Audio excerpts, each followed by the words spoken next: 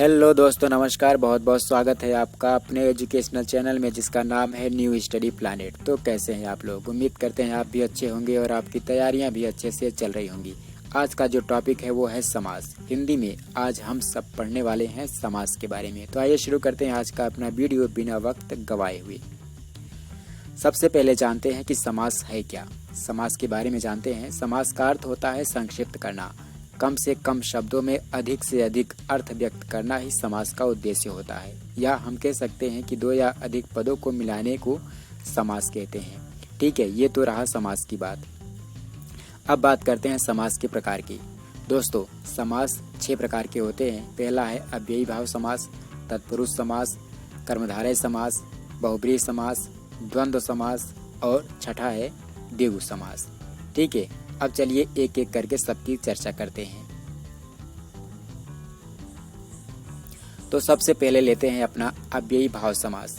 जिस सामासिक पद का पहला पद प्रधान हो और समूचा पद क्रिया विशेषण अव्यय हो, अव्ययी भाव समास कहलाता है। जैसे उदाहरण के लिए अनुकूल, अनुरूप, अभ्यागत, आजन्म, प्रतिपल, प्रतिदिन, यथासंभव, यथास्थान, भरपेट, ये सब। ठीक है, अब दूसरा हम लेते हैं तत्पुरुष समास। इसमें अंतिम पद प्रधान होता है, प्रथम पद विशेषण और दूसरा पद विशेष्य होता है। इसके भी 6 प्रकार होते हैं। कर्म तत्पुरुष, करण तत्पुरुष, संप्रदान तत्पुरुष, अपादान तत्पुरुष, संबंध तत्पुरुष, अधिकरण तत्पुरुष। कारक चिन्हों के द्वारा हम इनको आसानी से पहचान सकते हैं। ठीक है, कौन सा तत्पुरुष होगा इसको हम जान सकते हैं। उदाहरण के लिए जैसे कट फोड़वा, काट को फोड़ने वाला, यहाँ पे कौन सा तत्पुरुष होगा? कर्म तत्पुरुष होगा। इसके बाद उदाहरण लेते हैं गुण युक्त, गुण से युक्त, करण तत्पुरुष होगा। सत्याग्रह, सत्य के लिए आग्रह, संप्रदान तत्पुरुष होगा। उसके बाद कर्महीन, समास विग्रह करने पर कर्म से हीन, यहाँ पे होगा अपादान तत्पुरुष। चरित्र हनन, चरित्र का हनन, संबंध तत्पुरुष होगा। गृह प्रवेश, गृह में प्रवेश, यहाँ पे होगा अधिकरण तत्पुरुष। ये तो रहे जितने भी तत्पुरुष समास हैं उनके उदाहरण। अब लेते हैं कर्मधारय समास। इस दोनों पद प्रधान होते हैं और विशेष से विशेषण का भाव प्राप्त होता है। इनके लिंग वचन भी समान होते हैं। जैसे उदाहरण के लिए नील कमल, नीला कमल, महात्मा यानी महान आत्मा, दुर्जन, दुष्ट है जो जन। ये उदाहरण है किसके? कर्मधारय समास के। अब चौथा है बहुब्रीहि समास।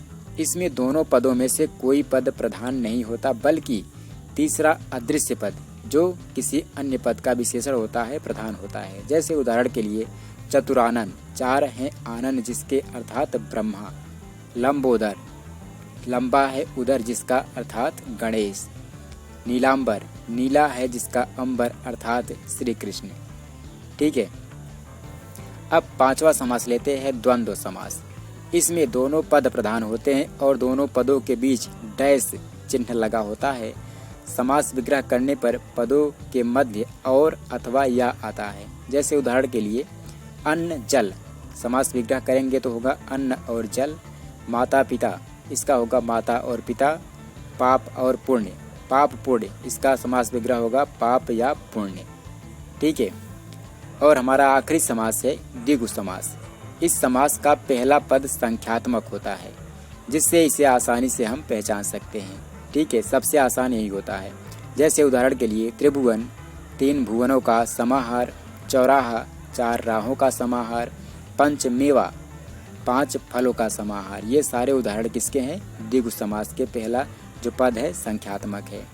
तो इस वीडियो में फ़िलहाल इतना ही। अगले वीडियो में एक नए टॉपिक के साथ आपसे मिलेंगे। तब तक के लिए नमस्कार। और हाँ, अगर वीडियो आपको पसंद आया हो तो लाइक बटन पर क्लिक जरूर कीजिएगा और अगर वीडियो पर नए हैं तो चैनल को सब्सक्राइब भी कीजिएगा और दोस्तों के बीच इस वीडियो को शेयर भी कीजिएगा।